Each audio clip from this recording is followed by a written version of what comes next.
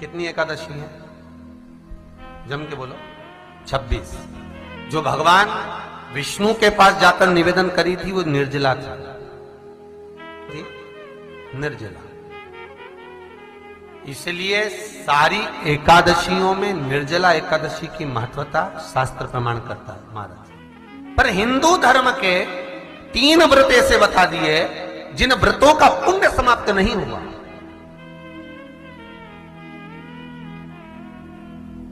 हिंदू धर्म के 3 व्रत ऐसे हो गए जिनका पुण्य समाप्त नहीं हुआ महाराज। जिनका पुण्य प्रबलता में बढ़ता गया। पहले नंबर पर एकादशी, दूसरे नंबर पर प्रदोष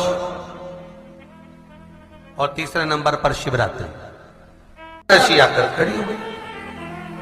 अब निर्जला के दिन शिव महापुराण की कथा कहती है, स्कंद पुराण कहती है कि आप वर्ष भर की एकादशी का क्रम भले ना करें, पर निर्जला एकादशी के दिन जो तुलसी हम ठाकुर जी को समर्पित करते हैं, वो तुलसी, ध्यान देना, वो तुलसी अगर मान लो आपके पास में रखी है,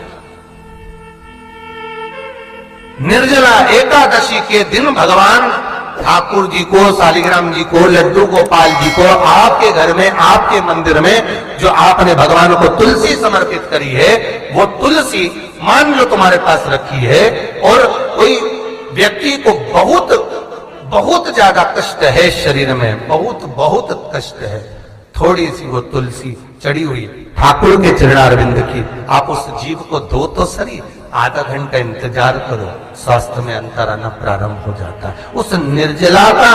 क्योंकि निर्जला ऐसी एकादशी है जिसने जगत में जाकर, देवताओं के पास जाकर निवेदन करा है जग कल्याण के।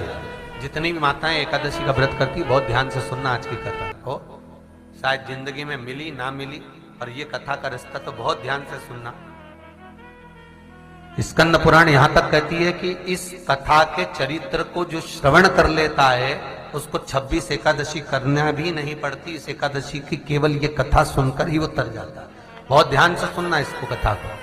एकादशी के दिन जब आप जल शंकर को चढ़ाने तो रोज ही जाते हैं, जब एकादशी का दिन रहे और शंकर जी के मंदिर में आप जल समर्पित करें तो 3 बार मुख से स्वधा स्वधा स्वधा या स्वधा स्तोत्र का पाठ, जिसमें 12 श्लोक, 2-4 हैं। पैसा तो आ रहा है पर घर में टिक नहीं रहा, डॉक्टर में, पुलिस में, एक्सीडेंट आदि में, कहीं गलत जगह पर, व्यसन में अगर पैसा जा रहा है, जुए में, मांसाहार, मदिरा पान, या कहीं आया पैसा, पैसा आने में कमी नहीं, आ रहा है पर टिक नहीं रहा, रुक नहीं रहा।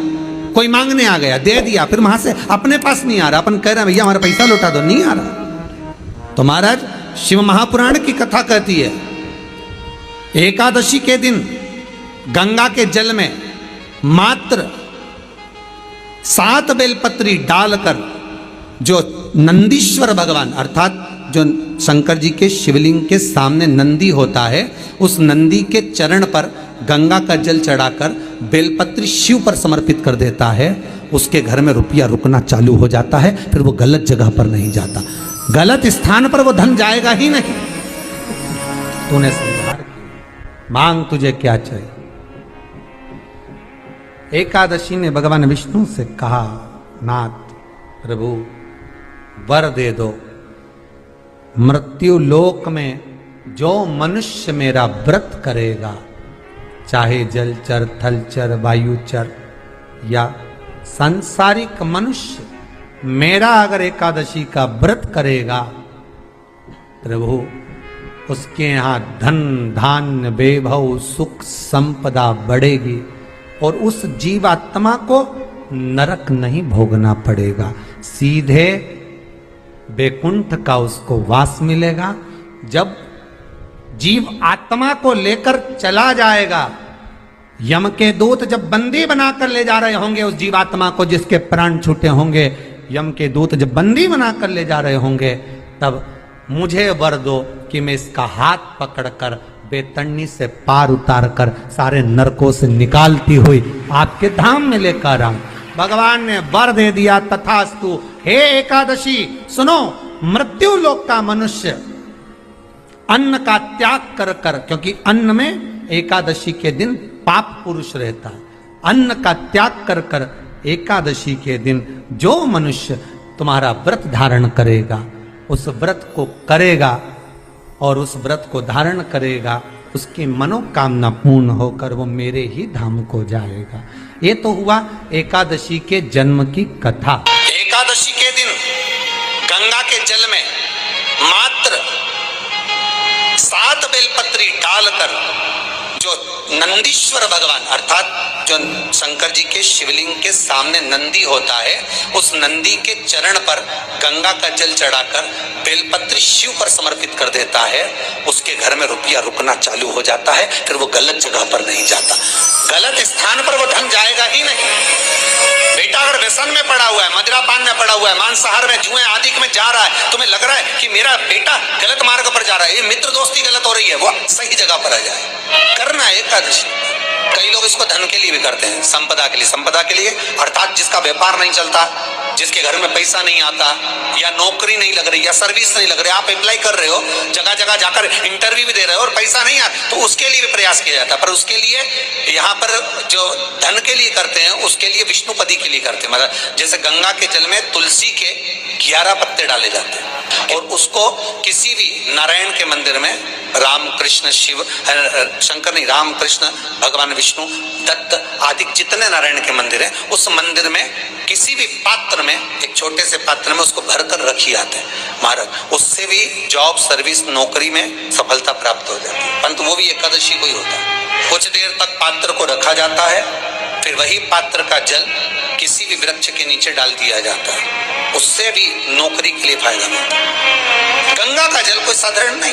दशमी, एकादशी और द्वादशी, इन 3 तिथियों पर एक रोटी में थोड़ा सा मीठा रखकर सोमक पितृ का नाम लेकर यदि गाय को खिला दिया जाता है, तो अगर कोई पूर्वज प्रेत योनि में भी पड़ा हुआ होता है, भटक रहा होता है, जिसको पिंड नहीं मिला, जो अचानक मर गया होता है, अधोगति में चले गया होता है, उस जीव की मुक्ति दशमी, एकादशी और द्वादशी, ये 3 दिन सोमक पितृ का नाम लेकर रोटी में, पूड़ी में मीठा रखकर अगर गाय को खिला दिया जाता है, ये 3 दिन तक, तो वो पितृ कभी भटकते नहीं है, उनको मुक्ति प्राप्त हो जाती है, मोक्ष में।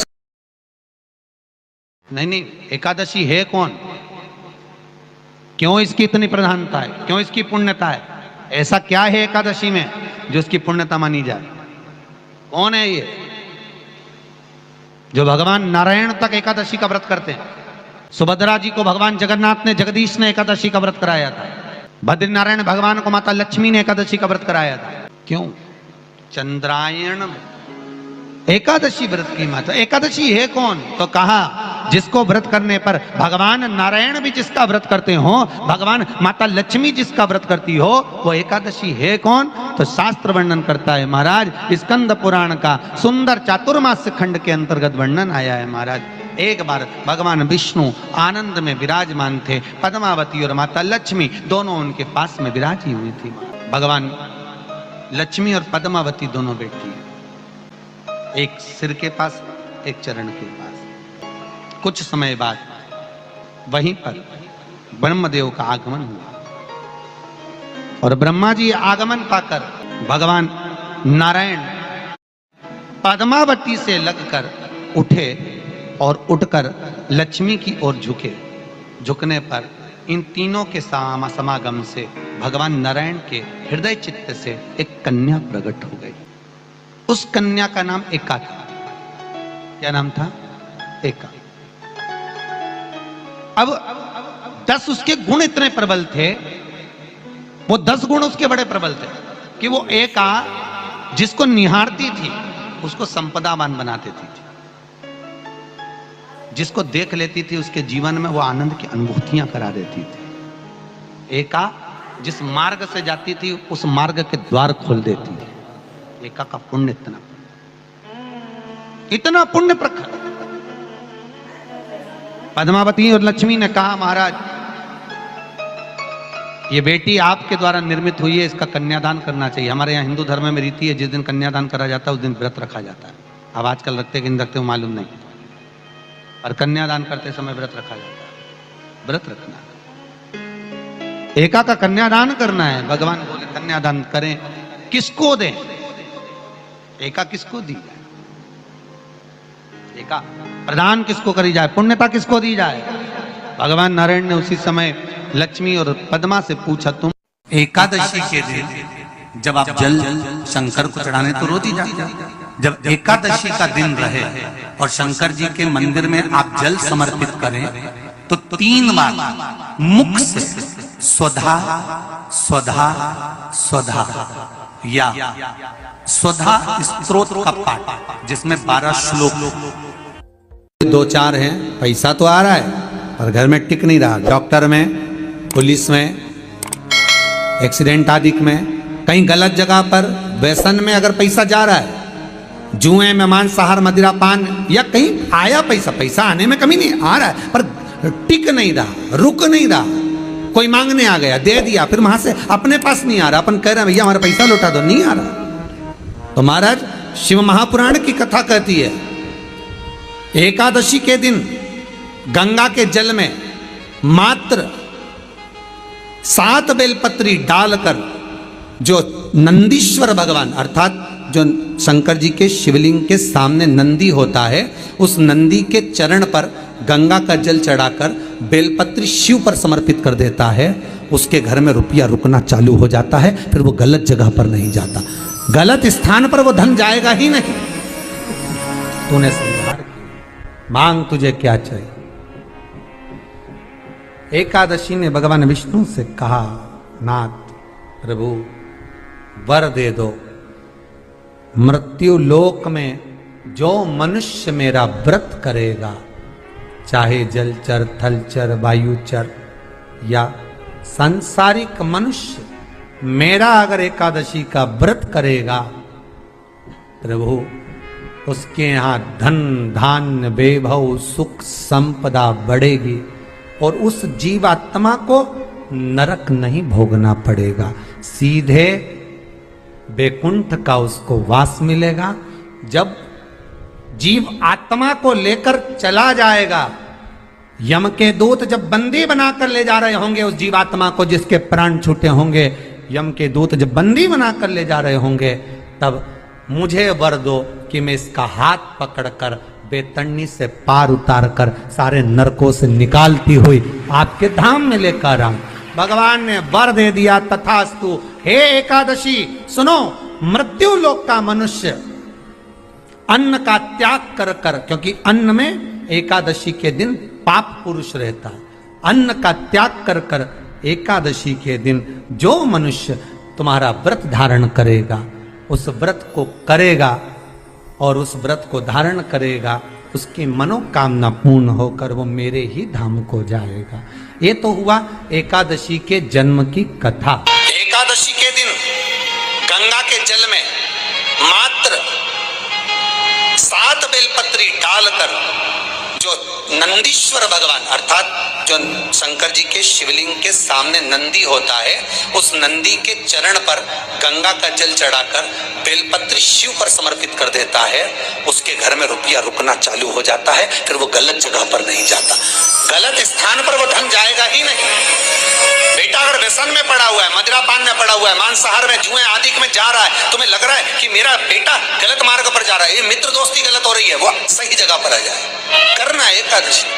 कई लोग इसको धन के लिए भी करते हैं, संपदा के लिए। संपदा के लिए अर्थात जिसका व्यापार नहीं चलता, जिसके घर में पैसा नहीं आता, या नौकरी नहीं लग रही, या सर्विस नहीं लग रही, आप अप्लाई कर रहे हो, जगह जगह जाकर इंटरव्यू भी दे रहे हो और पैसा नहीं आता, तो उसके लिए भी प्रयास किया जाता है। पर उसके लिए यहाँ पर जो धन के लिए करते हैं, उसके लिए विष्णुपदी के लिए करते हैं। मतलब जैसे गंगा के जल में तुलसी के 11 पत्ते डाले जाते हैं और उसको किसी भी नारायण के मंदिर में, राम कृष्ण शिव शंकर नहीं, राम कृष्ण भगवान विष्णु दत्त आदि जितने नारायण के मंदिर हैं, उस मंदिर में किसी भी पात्र में, एक छोटे से पात्र में उसको भरकर रखी जाते हैं महाराज। उससे भी जॉब सर्विस नौकरी में सफलता प्राप्त हो जाती है। परंतु वो भी एकादशी को ही होता है। कुछ देर तक पात्र को रखा जाता है, फिर वही पात्र का जल किसी भी वृक्ष के नीचे डाल दिया जाता है, उससे भी नौकरी के लिए फायदा मिलता है। गंगा का जल कोई साधारण नहीं।